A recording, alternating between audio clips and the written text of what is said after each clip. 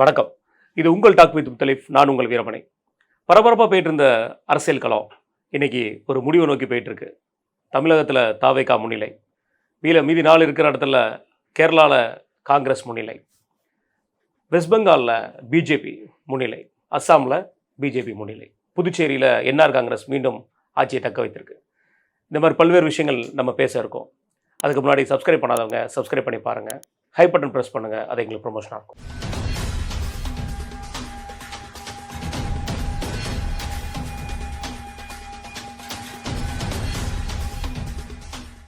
வணக்கண்ணே. வணக்கம். தமிழக அரசியல் இன்றைக்கு பார்த்தீங்கன்னா தேர்தலோட முடிவு. தாவேகா முன்னிலைன்னு இப்போ நம்ம பேசுகிற நேரம் கரெக்டாக பார்த்தீங்கன்னா 3:45. இந்த நேரம் படி தாவேகா முன்னிலையில் இருக்காங்க. பெரிதும் எதிர்பார்ப்புக்கு உட்பட்ட அதிமுக பெரிய லெவலில் 80 சீட்டு வரைக்கும் இருந்துருந்தது. இப்போ குறைஞ்சி 50 வரைக்கும் வந்துட்டுருக்காங்க. திமுக 74 சீட்டுகளோட முன்னிலையில் இருக்காங்க. எப்படி பார்க்குறீங்க இந்த முதல் முன்னிலையை? எப்படி பார்க்குறீங்க? அதாவது யாரும் எதிர்பார்க்காத, யாரும் கணிக்க முடியாத ஒரு தேர்தலாக அது இருக்கும் அப்படின்றது எல்லாருமே சொல்லிட்டு இருந்தது. திமுகவுடைய வாக்குகளை, கோர் வாக்குகளை விஜய் பிரிப்பார், அதில் சந்தேகமே இல்லை அப்படின்றது தான் எல்லாருடைய கணிப்பாக வருது. அதனுடைய ஆதாயமாக என்டிஏ அதுடைய பலனை அனுபவிக்கலாம். ஏன்னா அங்கே பிரிக்கிறதுக்கு ஒன்றும் இல்லைன்னு. ஆனால் 2 பேருடைய வாக்குகளையுமே பிரிச்சிருக்காங்க. இதில் சொல்லணுன்னா அவர் விஜய் போனார், பிரச்சாரம் போனார், அது எதுவுமே இல்லை. எல்லாத்தையும் தாண்டி சோஷியல் மீடியா ஜெயிச்சிருக்குது அப்படி தான் சொல்லணும். நீங்கள் பார்த்தீங்கன்னா ஆம்ஸ்டாங் மனைவி பொற்கொடி, ஆனால் அதே பகுதியில் ஒரு குடிசை பகுதியில் இருக்கிற ஒரு சாதாரண ஒரு பெண், ரொம்ப இளம் பெண் பல்லவி, அவங்க ஜெயிக்கிறாங்க. அதனால் இது எல்லாத்தையும் அதையும் தாண்டி புனிதமானது அப்படின்னு தான் சொல்கிறோம். நம்ம அமெரிக்க தேர்தலோட ஒப்பிடலாம். கடந்த முறை ட்ரம்புக்கு இதாக சூழ்நிலை சோசியல் மீடியா மூலமாக தான் வின் பண்ண முடிஞ்சுன்னு சொல்லி தான் எலான் மஸ்கெல்லாம் ரொம்ப இதாக இருந்தார். பெரும்பாலும் சோசியல் மீடியா தான் இவங்களுடைய வெற்றிக்கு முழு காரணமாக இருந்திருக்குது. 2வது கோபம், எல்லோருக்குமே ஒரு கடுமையான கோபம் 2 கட்சிகள் மீதும் இருந்திருக்கு. அதனுடைய விளைவு தான் மாற்றத்தை தேடிட்டே இருந்தாங்க. அந்த மாற்றமாக விஜய் வந்திருக்கிறார். 3வது விஷயம், பெரிய அளவு வாக்கு வித்தியாசன்றது ஒரு குறிப்பிட்ட ஒரு 25% தொகுதிகளில் இருக்கும். மற்ற எல்லா இடத்துலையுமே நான் ஏற்கனவே சொன்னபடி 3 முனைன்னு வந்துட்டால் ஒரு சின்ன மார்ஜின் தான் வரும். அதில் யார் காலை வாரி விட்றாங்கன்னு தெரியாது. காலையில் பார்த்தீங்கன்னா அதிமுக மேலே இருந்தது, திமுக கீழே இருந்துச்சு. இவங்க இப்படி இருந்தது. போக போக அவர் அந்த 108, 107, 109, 104 இப்படி இதை தாண்டி ஏற மாட்டேங்கிறார்.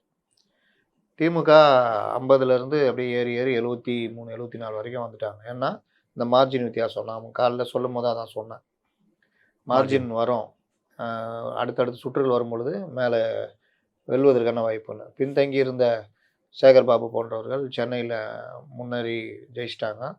நம்ம உதயநிதி பின்தங்கி இருந்தார், அவர் மேலே வந்தார். முதல்வரும் அது மாதிரி வருவார்னு எதிர்பார்த்தோம். அதுதான் என்னோட கேள்வியாக இருந்தேன். ஒரு கட்சியோட பொதுச் செயலாளர் முடிச்சிடறேன் வருவார்னு பார்த்தோம், வரல. அதனால் அவருடைய அதே மாதிரி சென்னை திமுகவின் கோட்டையில் ஒரு ஓட்டை தான் போடுவார்னு பார்த்தோம். கோட்டையை எடுத்துகிட்டு போயிட்டார், தகர்த்துட்டார். சென்னை, திருவள்ளூர், காஞ்சிபுரம், செங்கல்பட்டு, வடக்கு ஃபுல்லாக அப்படின்னு சொல்லலாமாண்ணே? வடக்கில் கொஞ்சம் இவங்க அதிமுக கால் ஊனியிருக்காங்க. இது இல்லை, இன்னும் முழுசாக எடுக்கலை முடிவு, இன்னும் முழுசாக வரல. கொங்கு, இந்த தென் மாவட்டங்களில் மதுரை முழுசும், திருநெல்வேலி, இந்த மாதிரி எம்ஜிஆர் எப்படி அது ஆதவ அர்ஜுனா அவர் இதெல்லாம் உணர்ந்து சொல்லியிருக்க மாட்டார். ஆனால் அந்த மாதிரி ஒரு பெரிய வெற்றியை இந்த தடவை அவங்க பெற்றிருக்காங்க. பலருடைய கணிப்புகளும் வீணாக போச்சு. இதில் என்ன பிரச்சனை அப்படின்னு பார்த்தா, சோஷியல் மீடியாவுடைய ட்ரெண்டு இந்த தேர்தலை தீர்மானிக்கணும்னு என்கிட்ட பேட்டி அளித்த டெல்லியை சேர்ந்த வழக்கறிஞர் அவங்க பிரியதர்ஷினி சொல்லியிருந்தாங்க. சோஷியல் மீடியா தான் இந்த தடவை பெரிய அளவில் ஒரு ஆதிக்கம் செலுத்த போகுதுன்னு. அப்போ கூட எனக்கு பெரிய அளவில் எனக்கு நம்பிக்கை இல்லை. சரி, ஓரளவுக்கு தான் இருக்கும் அப்படின்னு. ஆனால் இந்த நேரத்தில் நம்ம பேசிகிட்டு இருக்க நேரத்துலேயே மாதாவரம் வேட்பாளர் 83,000 வாக்குகள் வித்தியாசத்தில் ஜெயிச்சிருக்கார். தமிழ்நாட்டிலே அவர் தான் அதிகம். அடுத்து தான் எடப்பாடி பழனிசாமி வருவார்னு நினைக்கிறேன். அந்த மாதிரி இதில் இன்னொரு விஷயம் பார்க்கணுன்னா 90 இல்லை 100% புதுமுகம். ம் கோபிச்செட்டிப்பாளையத்தில் இவர் செங்கோட்டையன் செங்கோட்டையன், விசி பாபு, இவர் அவர் PS கூட பாபு கூட. விஎஸ் பாபு கூட எனக்கு ஜெயிச்ச மாதிரி ஞாபகம் இல்லை. அவர் எம்எல்ஏ இருந்த மாதிரி எனக்கு ஞாபகம் இல்லை. மாவட்ட செயலாளர் இருந்திருக்காரு. ஜேசிடி பிரபாகரன் அந்த காலத்தில் எம்எல்ஏ எம்எல்ஏ. இருக்காரு. வேற யார் இருக்கா? வேற யாருமே இல்லை, யாருமே இல்லை. அதனால் முழுவதுமே புதுமுகங்கள். புதுமுகங்கள் முதல் தடவையாக சட்டசபையை பார்க்க போகிறார்கள். முதல் முறையாக பார்க்க போகும் பொழுதே அதிகாரத்தை ருசிக்கப் போகிறார்கள். அப்போ ஏற்கனவே இருந்த ஆட்சி 2021 அவர் வரும்பொழுது ஒரு பெரிய அளவில் ஸ்டாலின் வரார், விடியல் தர போகிறாருன்னு எழுச்சியோடு வந்தார். அவரை அந்த அளவுக்கு தூக்கி வச்சு எல்லாரும் பாடினாங்க. லாஸ்ட்டில் பார்த்தீங்கன்னா அவருடைய அதிகாரிகளை நம்பியதும் மக்களை பெரிதாக நம்பாமல் சில அமைச்சர்கள் சொல்வதெல்லாம் நம்பிட்டு வெளி உலகமே தெரியாத முகலாய மன்னர்கள் மாதிரி ஒரு ஆட்சியை நடத்திக்கிட்டு ஷூட் பண்ணுறதுலையும் இதுலேயும் கவனம் செலுத்தினுடைய விளைவு என்று ஆட்சி இழந்திருக்கார். இது ஒழுங்காக பண்ணியிருந்தால் அவர் இந்த அளவுக்கு தோல்வி வந்திருக்குமானே தெரியாது. நாம் பேசுகிற அந்த நேரத்தில் பிடிஆர் பழனிவேல் தியாகராஜன் மதார் பத்ருதீன் என்கிற முஸ்தபாவிடம், நம்முடைய நண்பர் முஸ்தபாவிடம் தோல்வி அடைந்திருக்கிறார். அங்கே ஆனால் பெரிதும் பேசப்பட்ட சுந்தர்சியோட பிரச்சாரம் தானே. ஆனால் அவர் 3ஆம் இடத்துக்கு போயிட்டாரு. அதான் சொன்னேன், இந்த மாதிரி விஷயங்கள் வரும்பொழுது யார் எந்த இடத்துல முந்துவாங்க எப்படி பண்ணுவாங்கன்னு தெரியாது. இது முஸ்தபாக நம்பிக்கை இருந்திருக்காது. வேணா சொல்லிக்கலாம் வெளியே, எனக்கெல்லாம் நம்பிக்கை இருந்துச்சுன்னு, ஆனால் இருக்க வாய்ப்பு இல்லை. அதனால் இந்த மாதிரி இதில் பலரும் ஆளுங்கட்சியை சேர்ந்த அமைச்சர்கள் பலரும் தோல்வியை தழுவிருக்காங்க. தோல்வியே தழுவ மாட்டேன்னு சொன்னவங்களாம் தழுவிருக்காங்க. அதில் குறிப்பிட்டு சொல்ல வேண்டியவர் திருவெரும்பூர் எம்எல்ஏ அன்பில் மகேஷ். ஃப்ரெண்டு உள்ளே போயிட்டார், இவர் வெளியில் போக முடியாமல் போச்சு. துரைமுருகன், முதல்வர் ஸ்டாலின். என்னென்ன ஒரு கட்சியோட தலைவர் பொதுச் செயலர் 2 பேருமே இல்லை, எப்படி பார்க்குறீங்க? அது இப்போ நம்ம ஒரு கடந்த 3 தேர்தலாக பார்த்துருக்கோம். துரைமுருகன் அவர்களுடைய தொகுதி காட்பாடி, நம்மளும் இப்போ முன்னாடி பேசியிருப்போம். ராமு அவர்களுடைய வெற்றி ஒவ்வொரு தடையும் கன்ஃபார்ம் ஆகும்போது இவர் தட்டி பறிச்சுட்டு போயிடுவார். கடந்த முறை கூட அவர் பேட்டி கொடுக்கும்போது சொன்னார், இப்போ ஒரு ஓட்டில் ஜெயிச்சாலும் ஜெயிக்கிறதானப்பா, முதல்ல ஜெயிச்சாச்சுப்பா போங்கப்பா அப்படின்னு சொல்லியிருந்தார்.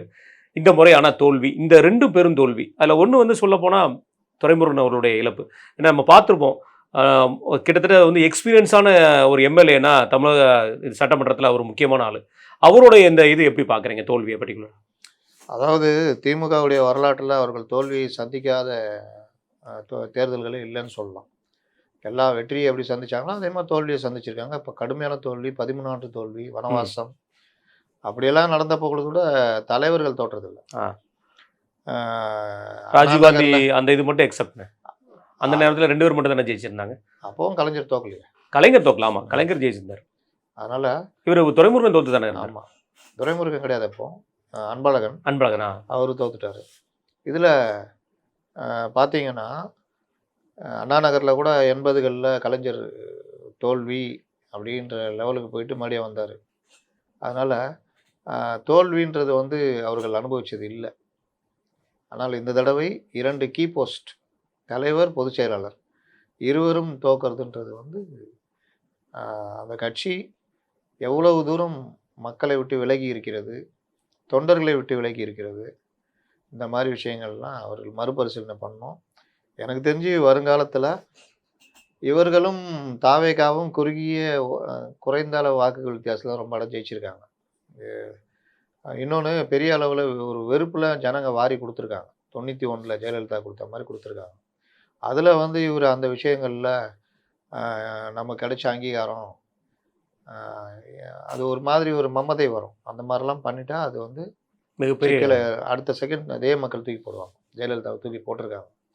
அதனால் அந்த வெற்றியை அவர் சொன்ன மாதிரி லஞ்சம் வாங்க மாட்டேன் அப்படின்ற மாதிரி கொண்டு போனார்னா நல்லாயிருக்கும். பார்ப்போம். நம்பிக்கை தான் வாழ்க்கை. நாங்கள் இதில் பேசும்போது கூட பல தடவை பதிவு பண்ணியிருக்கோம். இது போனால் அப்படி இப்படி இதான் இது விருப்பு வெறுப்பின் அடிப்படையில் அணுகுவது அல்ல. ஆனால் இதுவும் தவறி கூட போகலாம், நம் கணிப்பும் தவறலாம், நாம் ஒன்றும் கடவுள்கள் அல்ல அப்படின்னு பல தடவை. இதில் மக்கள் தீர்ப்பு மகேசன் தீர்ப்பு தானே?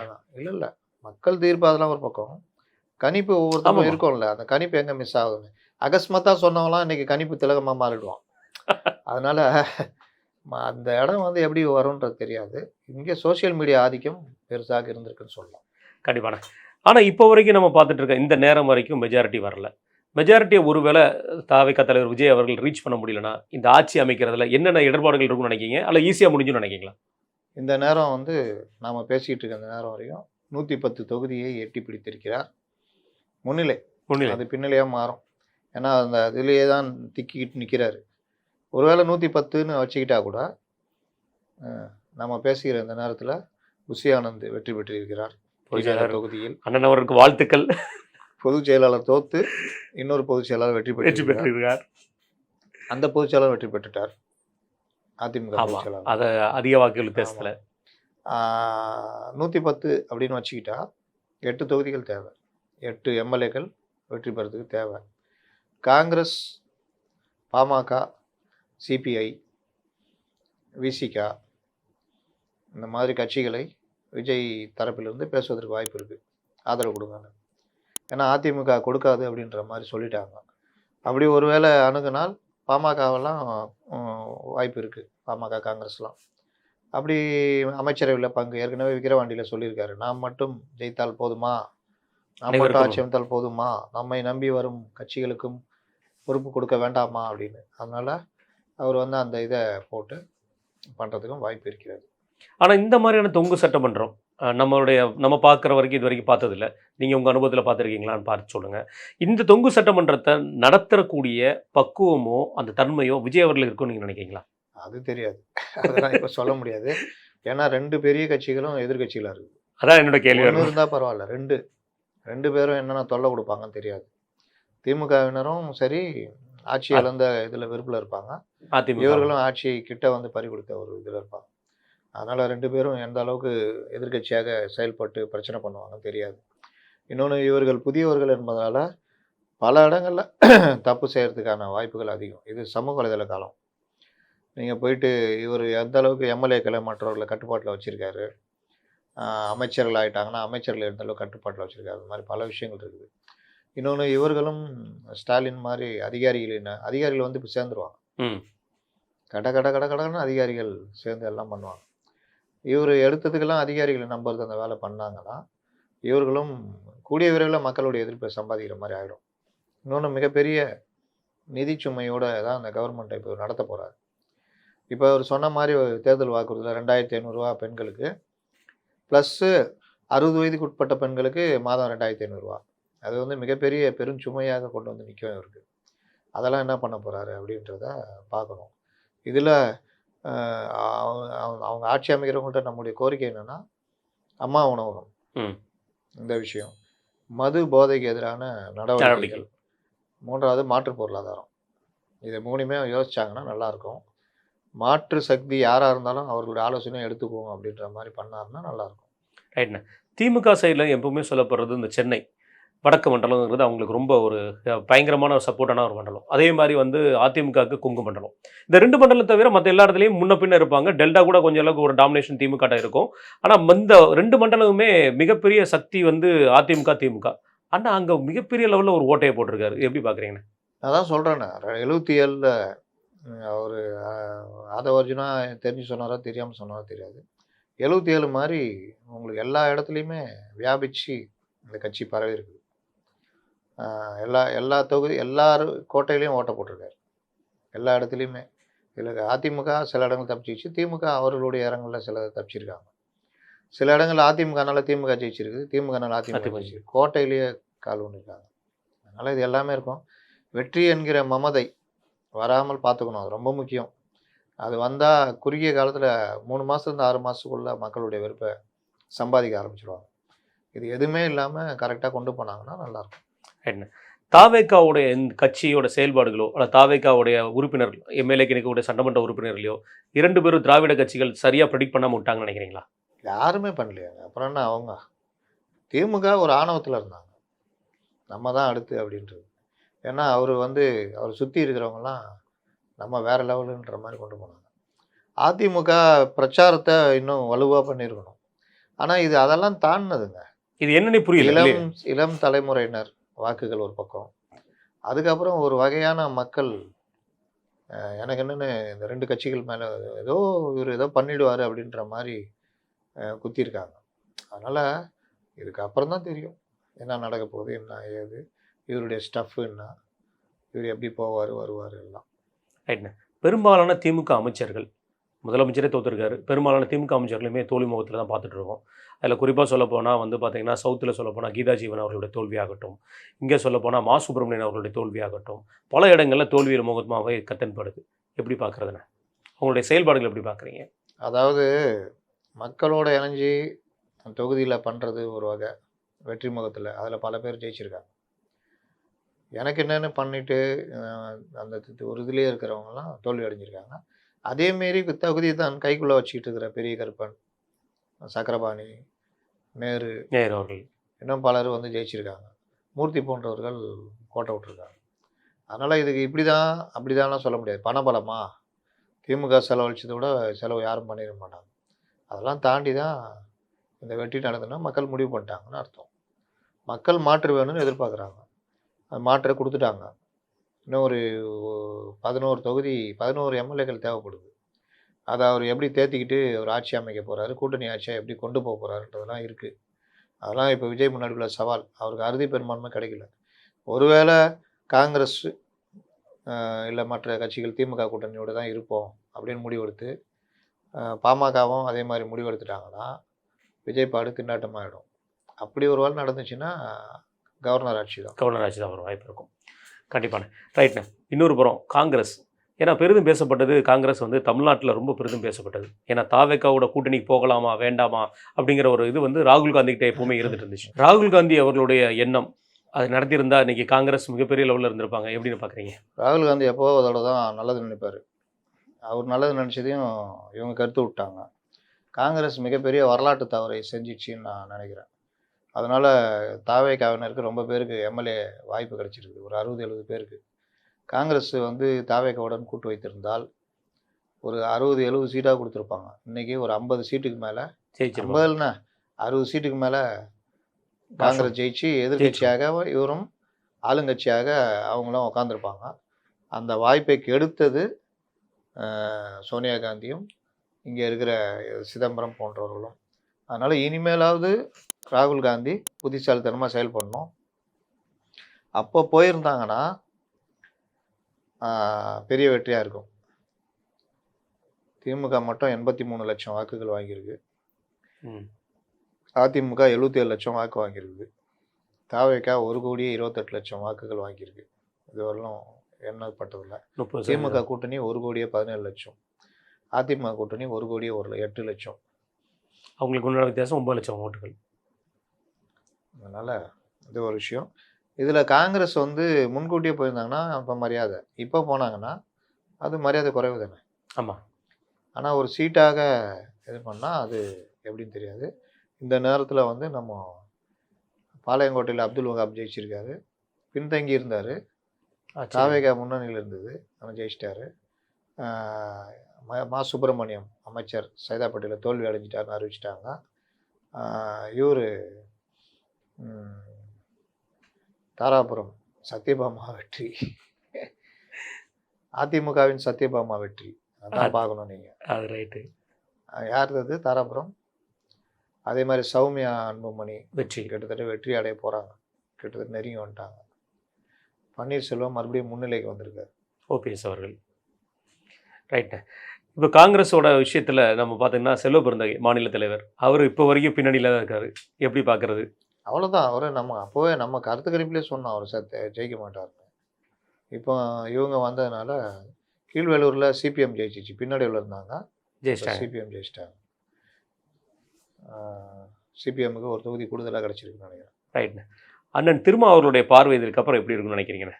அரசியல் வர்ணனையாளர் அவர் எப்படி பார்க்குறது? என்ன நேற்று கூட பேசும்போது சொல்லியிருந்தார், விஜய்க்கு அவ்வளோ தூரத்தெல்லாம் வந்து வாய்ப்புகள் கிடையாது, 20% கூட வாங்க மாட்டார், 15% கூட வாங்க மாட்டார், அவர் இந்த ஓட்டை தான் பிரிப்பார், அந்த ஓட்டை தான் பிரிப்பார் அப்படிங்கிற வார்த்தையை சொல்லியிருந்தார்.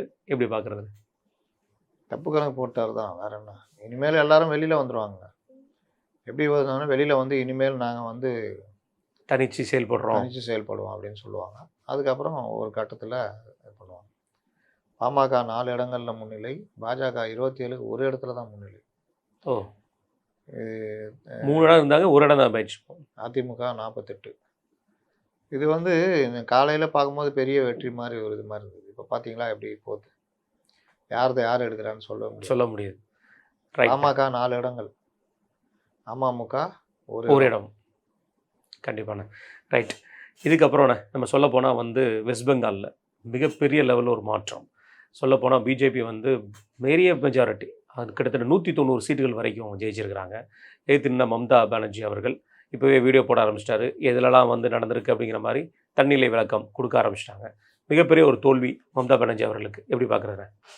நம்ம ஆரம்பத்திலேயே சொல்லியாச்சு, மம்தா பானர்ஜிக்கு எஸ்ஐஆர் ஒரு பின்னடைவு, அந்த எல்லைப்புற மாநில நாடுகள்லேருந்து உள்ள வர விடாமல் தடுக்கிறது ஒன்று, தொடர்ச்சியாக அங்கே மத்திய அரசுடைய படைகளை இறக்கி தேர்தல் நடத்துனது அவங்களால பழையபடி பண்ண முடியாது அப்படின்னு அதான் நடந்துச்சு. இந்த அளவுக்கு வரும்னு தெரியாது. அதான் வரும்னு நினச்சோம். 198 தொகுதிகள் வரைக்கும் வரும்ன்றது 193 195 அந்த அளவுக்கு வரும்னு யாரும் எதிர்பார்க்கல. அறுதி பெரும்பான்மையை தாண்டி ஆட்சியை பிடிக்கிறாங்க. ஆட்சி மாற்றம் வரும். ரொம்ப பேர் இழுபறி தான். எக்ஸிட் போல்லே அப்படி தானே சொன்னீங்க. ஆமாம். ஆனால் அதெல்லாம் இங்கிட்டு பாதி அங்கிட்டு பாதிங்கிற மாதிரி இருந்துச்சு. ரைட்டா. எப்பவும் பிஜேபியோட ஒரு விஷயம், ஒரு ஸ்டேட்டில் வந்து அவங்க ஆளுமைக்கு வந்துட்டாங்கன்னா அதுக்கப்புறம் அதை தக்க வைக்கிறதுக்கு மிகப்பெரிய லெவலில் போராடுவாங்க. தக்கவும் வச்சுருக்காங்க. நம்ம பார்த்துருக்கோம். பல மாநிலங்களில் கண்டினியூஸாக 2வது முறை 3வது முறை ஜெயிச்சிட்டு இருக்காங்க. வெஸ்ட் பெங்காலில் இது எப்படி இருக்குன்னு நினைக்கிறீங்க? ஏன்னா வெஸ்ட் பெங்காலை பொறுத்த வரைக்கும் மக்கள் ஒரே மாதிரியான விஷயத்தை கொடுக்குறாங்க. கம்யூனிஸ்ட் முன்னாடி 5 முறையிலேருந்து 6 முறை வரைக்கும் ஆட்சியில் இருந்தாங்க. மம்தா பானர்ஜி அவர்கள் 3 முறை ஆட்சியில் இருந்திருக்காங்க. இப்போ முதல் முறையாக பிஜேபி. வெஸ்ட் பெங்காலை பொறுத்த வரைக்கும் 4 காங்கிரஸ் 47லேருந்து 77 வரைக்கும், கம்யூனிஸ்டுகள் 77லேருந்து 2001 வரைக்கும் நினைக்கிறேன். 11 2006 11 வரைக்கும். அதுக்கு பிறகு மம்தா 3 முறை, அதற்கு பிறகு பாஜகவும் தக்க வைக்கும்னு நினைக்கிறேன். ஒரு 2-3 தடவையாவது தக்க வைப்பார். ரைட்ண்ணே. மற்றொரு மாநிலமான அஸ்ஸாம், அங்கேயும் ஸ்வீப்ண்ணே. எப்படி பார்க்குறது பிஜேபியோட வெற்றி? அஸ்ஸாம் தொடர்ந்து கண்டினியூ பண்ணிட்டு இருக்காங்க. அஸ்ஸாம்லேயும் நீங்கள் வந்து பார்த்தீங்கன்னா 75% வெற்றி, 98-26 அப்படி போயிருக்குது. அப்படி. அதனால் அது ஒரு பெரிய வெற்றி. அதே மாதிரி கேரளாவில் காங்கிரஸ் இமாலய வெற்றி 100 இவர்களது, பாஜக 2 இடங்களில் ஜெயிச்சிருக்காங்க. அதனால் எல்லாமே வந்து ஆளுகிற கட்சி நகர்ந்துருக்குது, அஸ்ஸாம் தவிர. பாண்டிச்சேரியில் ஆளுகிற கட்சி மீண்டும் தக்க வச்சிருக்காங்க. தக்க வச்சிருக்குது. மார்டின் ஃபேமிலியில் எல்லாருமே ஜெயிச்சிட்டாங்க. அதான் நானும் நினச்சேன். மருமக வந்து எம்எல்ஏ, அவங்க மாமியார் எம்எல்ஏ, மகன் எம்எல்ஏ. எப்படி பார்க்குறீங்கண்ணே மார்டின் அவருடைய ஃபேமிலி மொத்தமாக இப்போ அரசியல் களத்தில் வெவ்வேறு கட்சியில்? பணம் இருந்தால் எங்கே வேணால் போகலான்னு பார்க்குறேன். பணம் இருந்தால் எது வேணால் வாங்கிக்கலாம், அவ்வளோதான். பாண்டிச்சேரியில் இப்போ தாவேக்கா ஒரு சீட்டு கூட தொடங்கலை. எப்படி பார்க்குறதுண்ணே? அது ரொம்ப சின்ன தொகுதி, வார்டு மாதிரி. அது ஒன்றும் கூட்டணி வேறு அமையல. எதிர்கூட்டணி பலமான கூட்டணி. அதிமுக, என்ஆர் காங்கிரஸ், பாஜக, இவர் வேறு இந்த மார்டின். ஆமாம். அதனால் அது ஒரு பெரிய கூட்டணி. மொத்தமே ஒரு வார்டு அளவுக்கு தான் ஒவ்வொரு எம்எல்ஏ தொகுதியும். அப்படி இருக்கும்போது என்ன பெரிய பிரச்சனை? ஈஸியாக ஜெயிப்பாங்க. அதனால் பெரிய லெவலில் நான் நினச்சேன் ஒரு 2-3 கணக்கு துவக்குவாங்கன்னு. ஆனால் அதையும் துவங்கலை. ரைட். இப்போ போயிட்டு இருக்க சூழ்நிலை நீங்கள் நினைக்கிறதுண்ணே, தாவேக்காவுடைய முதல்வர் அவர்கள் வேட்பாளர் வந்து விஜய் அவர்கள் தான், அதில் மாற்றுக்கிறது இல்லை. ஒருவேளை விஜய் மெஜாரிட்டியை ப்ரூவ் பண்ண முடியல அப்படின்னா கவர்னர் ஆட்சி தொடர வாய்ப்பு இருக்குமா, அல்லது வந்து திமுக அதிமுக சேராத வாய்ப்பு இருக்குமா? ஏன்னா பீகாரில் இதுக்கு முன்னாடி ஒரு உதாரணத்தை நம்ம பார்த்துருக்கோம். ஏன்னா மக்களுக்குமே அந்த ஒரு இது இருந்துகிட்டே இருக்கும். ஏன்னா இவங்க எப்போ சேர்ந்துருவாங்களா? ஏன்னா இடையில கூட யாரோ ஒருத்தர் பேசியிருந்தார், விமர்சன பொருளாக கூட போயிருந்துச்சு. அது திமுக அதிமுக சேர்ந்து கூட ஆட்சி அமைக்க மாட்டாங்க, நீங்கள் எப்படிங்க நினைக்கிறீங்க அப்படின்னு ஒரு வார்த்தை சொல்லியிருந்தாங்க. இது அதுக்கு சரியான நேரமான? அதிமுகவுடைய அடிப்படையே திமுக எதிர்ப்பு தான். அப்புறம் திமுக அதிமுக சேர்ந்தால் விஜய்க்கு இன்னும் கொண்டாட்டம். விஜய்க்கும் கொண்டாட்டம், பாஜக மற்றவர்களுக்கும் கொண்டாட்டம். அந்த மாதிரி பண்ண மாட்டாங்க. அப்போ நீ பாஜக விட்டு வெளியே வாங்குவாங்க, என்டிஏ விட்டு வெளியே வாங்குவாங்க. அது 2 கட்சியுமே அடிக்கிற மாதிரி. வெஸ்ட் பெங்காலில் தான் நடந்தது. காங்கிரஸும் சிபிஎம்மும் ஒன்று சேர்ந்து போட்டிட்டாங்க. அவ்வளோதான், அதோட முடிஞ்சது. எல்லாருமே அதே மாதிரி நிதிஷும் லல்லுவும் சேர்ந்தாங்க. அது ஒரு மாதிரி தப்பிச்சிக்கிச்சு. ஆனால் இங்கே அப்படிலாம் நடக்காது. தேசிய கட்சிகள் வேற, இது வேற. ரைட்ண்ணே. திமுக கூட்டணி கட்சிகள் இதுலேருந்து கற்றுக்கக்கூடிய பாடம் என்னவா இருக்கும் நினைக்கிறீங்க? திமுக கூட்டணி கட்சிகளாக எதிர்கட்சிகளாக செயல்பட்டு வரணும். அவங்க ஆதாயங்களுக்காக அதுக்காக தன்னுடைய சுயத்தை இழந்து போனவருடைய விளைவு இன்னைக்கு அவர்கள் இந்த மாதிரி ஒரு நிலையை அடைஞ்சிருக்காங்க. அது அவங்களும் இவங்களை எப்படி நடத்துகிறாங்கன்னு தெரியும். இருக்கிறதுல சீட்டை குறைச்சி என்னமோ இவங்க ஜெயிக்கிற மாதிரி அந்த அளவுக்கு நின்னாங்க. ஆனால் கிட்டத்தட்ட 87 இடங்களை இழந்திருக்கிறார்கள், ஆட்சி இழந்திருக்காங்க. அதனால் திமுக கூட்டணி கட்சிகள் இனி கூட்டணியில் இருக்கிறத பற்றி மறுபரிசீலனை பண்ணுவாங்கன்னு நினைக்கிறேன். விஜய் தனித்து நின்ற பொழுது விஜய்க்கு ஆதரவு கொடுக்குற வேலையெல்லாம் செய்யலை. 1218 வாக்குகள் வித்தியாசத்தில் செந்தில் பாலாஜி ஜெயிச்சிருக்காரு. ஓ, கோவை தெற்கு. ரைட்ண்ணே. இப்போ நம்ம பேசிகிட்டு இருக்கிற வரைக்கும் எந்த ஒரு இது முழு முடிவும் வரவில்லை. மேபி நாளைக்குள்ளே நமக்கு ஒரு நல்ல ரிசல்ட் கிடைக்கும். அப்புறம் மீண்டும் நாளைக்கு சந்தித்து நம்ம முழுமையாக அதை பற்றி பாதிப்போம். மிக்க நன்றி. நம்ம நேரத்தையும் கருத்தையும்